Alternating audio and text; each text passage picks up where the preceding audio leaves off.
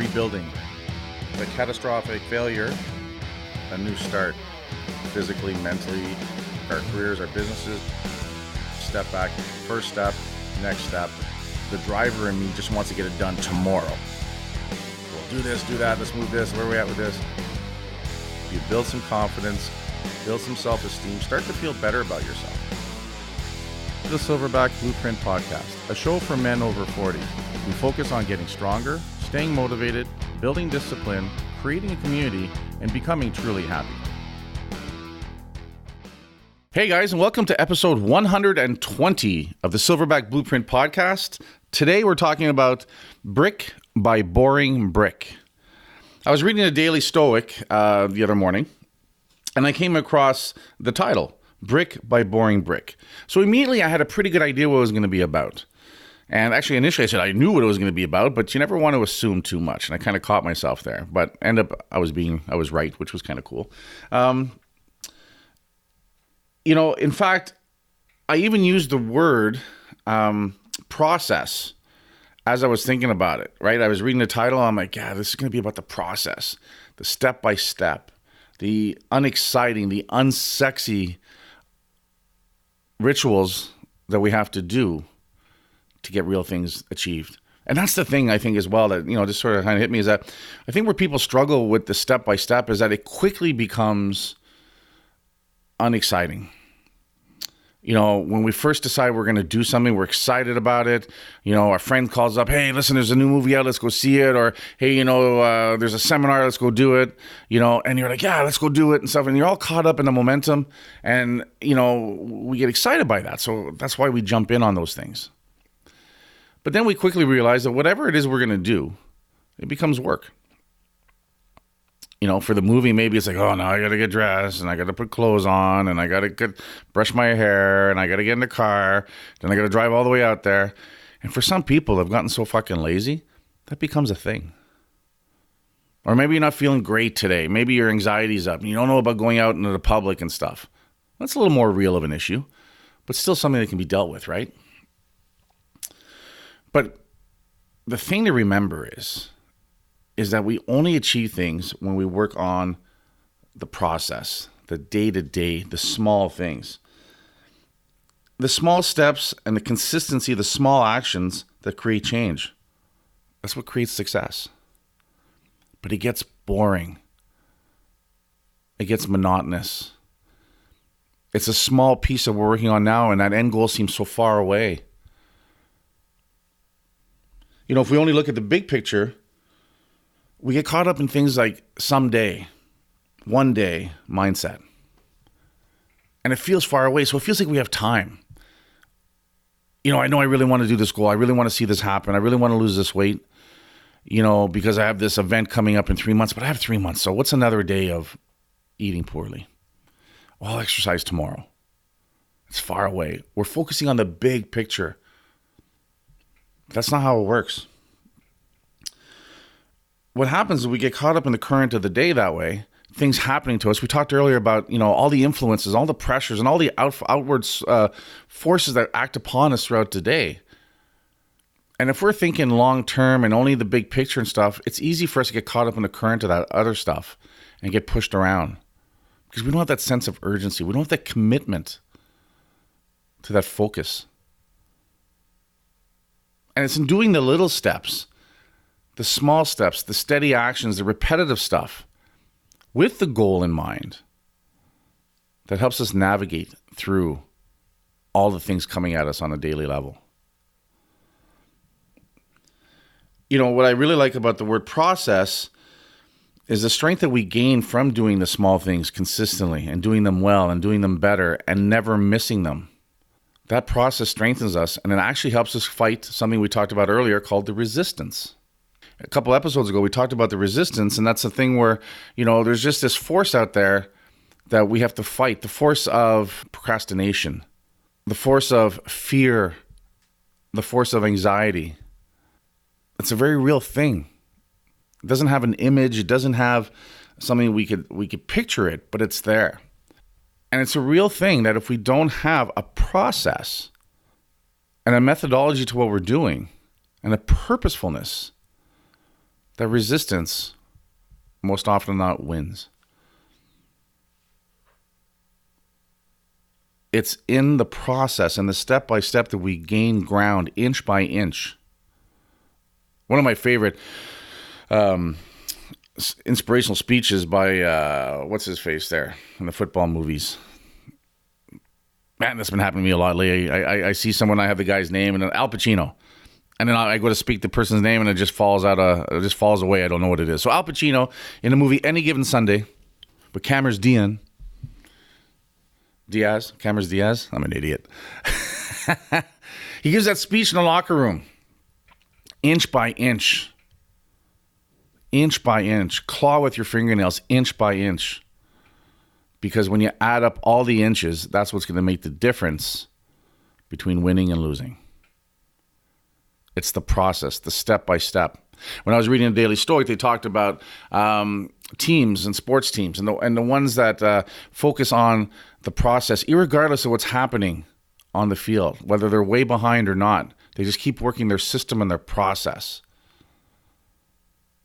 They worry about the next step and what should be done in their training and their practice. And if it doesn't work, then they look at the process and they make adjustments. They don't worry about the championships on the first game. That's far off, right? The big picture is far off. We get mesmerized by that. We can't get there without doing the stuff today, tomorrow, yesterday. When we commit to the process, we put our mind and our focus to the brick by boring brick of the small systematic actions of the process that we inevitably move towards our goals and ambitions. One little step at a time.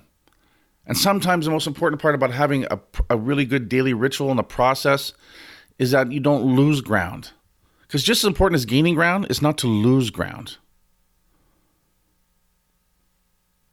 Because we've all had that happen. We've all backtracked. We've all done really well. Like I was saying earlier, been doing really well for a couple of weeks and something happened and the fucking wheels came off.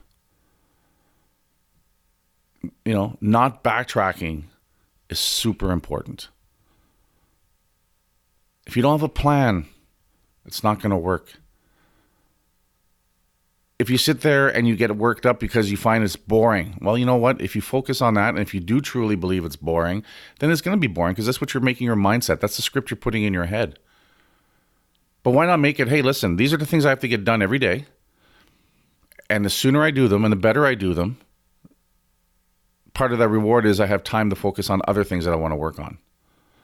But what's really sharp, though, is when you have that momentum and you work on those rituals, they create opportunities and situations that would not be in front of you if you didn't have that process. We hear the term, he was lucky, he was in the right place at the right time. I don't believe that. You put yourself in the right place, and eventually it's going to be the right time. Show up. Some of the excuses in the gym I hear, as to why people aren't, don't come in for a bunch of time. It's almost, I think I should start a book on it because it's incredible. My favorite ones are the ones that start with my dog. This happened. I have room for kids. I get it. I have children. Shit happens. Right? I get that. That's a priority. Family first. That's my number one thing all the time. Family fucking first. That's something we need to fight for. But if it's a gong show, every time you try to leave the house for the gym, then what you need to work on is, why is it a gong show? We have a lot of women in the gym. We have a lot of women. And 75% of our population at Hostile is women. They're the caregivers. They're the primary caregiver for the children. They're the ones who make all the meals. But why the fuck is that in this day and age? As a man, I can feed my kids. I can make sure there's food in the fridge. When they were old enough, I taught them how to heat food up. Right? They don't need me there to cut their food for them. So we have to look at how we create some of that stuff as well. So if it's chaos when you're trying to leave the house at 5:30 to go to the gym for 6, come to the gym for 7. Or work on the chaos. Focus on making things better. What can you do earlier in your day to make the end of the day run smoother? Where there's a will, there's a way. It doesn't matter. It can be done. The people that sit there that achieve truly amazing things often come from the same point of adversity that many of us face. Not enough time, too much pressure, not enough money, single parent, bad relationship, horrible kids, great kids, kids in too many functions. I hear it all. Lived through a bunch of it. But the people that get successful figure out how to manage it, and they stop taking excuses. In fact, they realize that there is no time for the excuses because the excuses cost them more than anything else. It's the small steps, the brick by brick. If you don't like the way your day goes, break down your day. From the moment you get up to the moment you go to bed, write it all out. What does it fucking look like? What time do you get up? What time do you get to work? What time do you go home? What time do you go to bed? And then fill in all the spaces in between that. And when you put it down on paper and you start to look at it, things will jump out at you that can be solved and be fixed. Now, will it be easy? No. Change is never easy, but change is necessary. Even if you're successful now and you want to become more successful, it only happens with change. What got you here will not get you there. And that's tough for successful people to deal with as well, too. That's one of the fears that I have, that I deal with, is that as we're getting more successful, is that will I be able to handle it? Will I be able to handle the amount of things coming at me? Will I be able to handle the busyness of it? Will I have the energy to do it? But then I quickly realize if I want to have the energy to do it, then I have to make sure that I keep working on myself, eating better, training more consistently, doing what I need to do mentally to deal with my AA, to deal with all the issues I have to deal with, because we all have issues.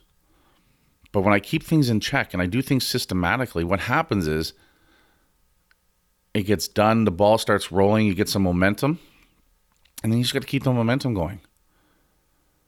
That's really it. It's always harder to start.